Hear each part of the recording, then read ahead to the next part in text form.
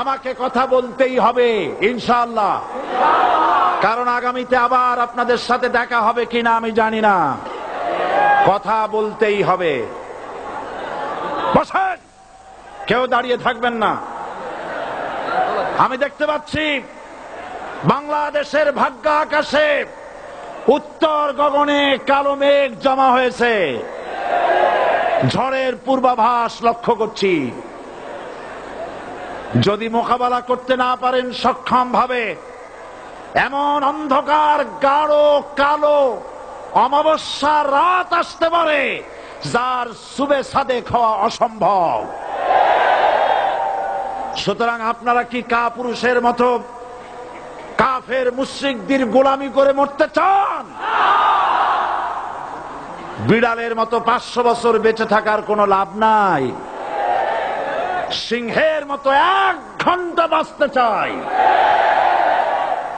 আমাদেরকে বলা হয় সাম্প্রদায়িক উস্কানিমূলক কথা নাকি আমি বলি। পত্রপত্রিকা দিছে না তারা?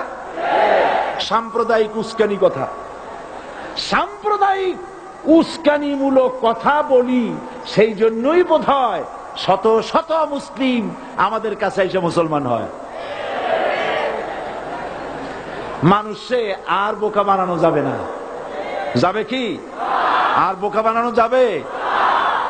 তারপর বলছে কি, এরপরে বলছে আমাকে বলছে রাজাকার।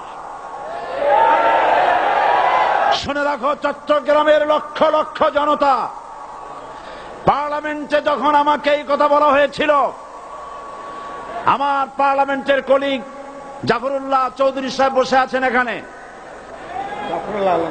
হ্যাঁ, জাফরুল ইসলাম চৌধুরী বসে আছেন পাশে, প্রধানমন্ত্রী সুদ্ধা, অন্তত 3 শতাধিক পার্লামেন্টের সম্মানিত সদস্যরা সেদিন বসা।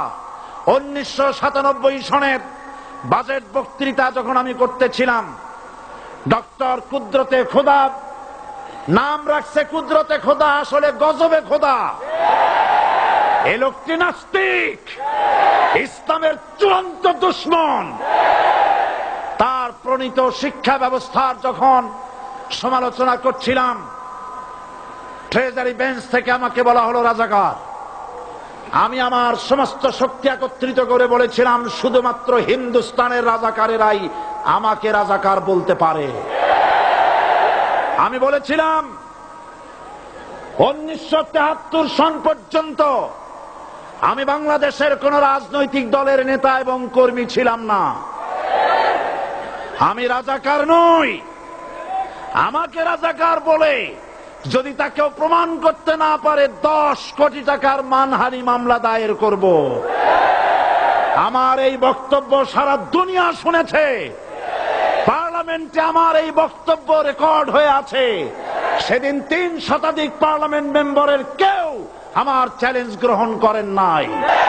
যে কোনো ব্যক্তি পার্লামেন্টে গিয়ে আমার বক্তৃতা দেখে আসতে পারেন। এরপরে 1997 সনের 7 অক্টোবর দৈনিক জনকণ্ঠ পত্রিকা যখন আমার বিরুদ্ধে লিখল, সেই পত্রিকায় সাইদির ওপেন চ্যালেঞ্জ 8ম পাতা, 1997 7 অক্টোবর, এত বড় 2 কলামে হেডিং। সেখানে আমি বলেছি বাংলাদেশের সকল সাংবাদিক, গোয়েন্দা বিভাগ, বাংলাদেশের সকল বুদ্ধিজীবীকে আমি আমার পিরোজপুরে আমন্ত্রণ করছি। আমার উপস্থিতিতে যদি কেউ প্রমাণ করতে পারে বাংলাদেশের স্বাধীনতা যুদ্ধের বিরুদ্ধে আমার কোনো ভূমিকা ছিল, সজ্ঞানে স্বেচ্ছায় জাতীয় সংসদের সদস্য পদ থেকে পদত্যাগ করব।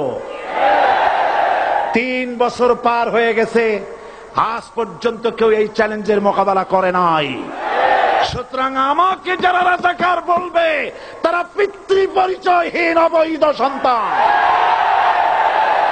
1971 সনের, শোনো মুসলমানেরা, 1971 সনের কোন কাদা সাইদির গায়ে লাগে নাই। আমাকে রাজাকার বলে জনগণ থেকে বিচ্ছিন্ন করবা, জনগণ থেকে আমারে বিচ্ছিন্ন করা যাবে না। কারণ এই জনগণ আমার জন্য আসে না, এই জনগণ আসে আল্লাহর কোরআনের জন্য।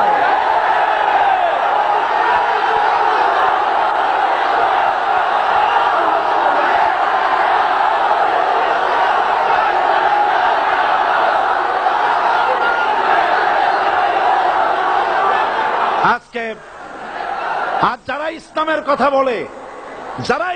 কথা বলে, তারাই রাজাকার, তারাই মৌলবাদী।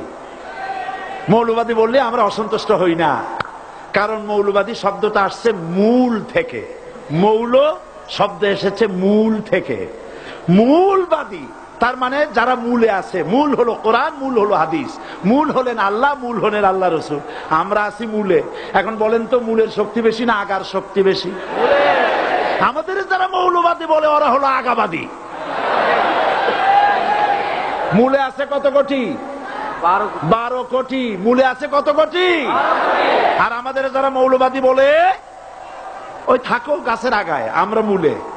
লাভালাভি বেশি করবা না, 12 কোটিতে গাছের গোড়া আসতে নাড়া দেবে, মামু বাড়ি দিল্লি গিয়ে পড়বা, বাংলার জমিনে জায়গা হবে না। এ কথা বিশ্বাস করো। বাংলাদেশের মুসলমানদের শরীরে এক বিন্দু রক্ত থাকতে শয়তানের তৈরি করা ধর্মনিরপেক্ষ মতবাদ বাংলার জমিনে কায়েম হতে দেওয়া হবে না, হবে না।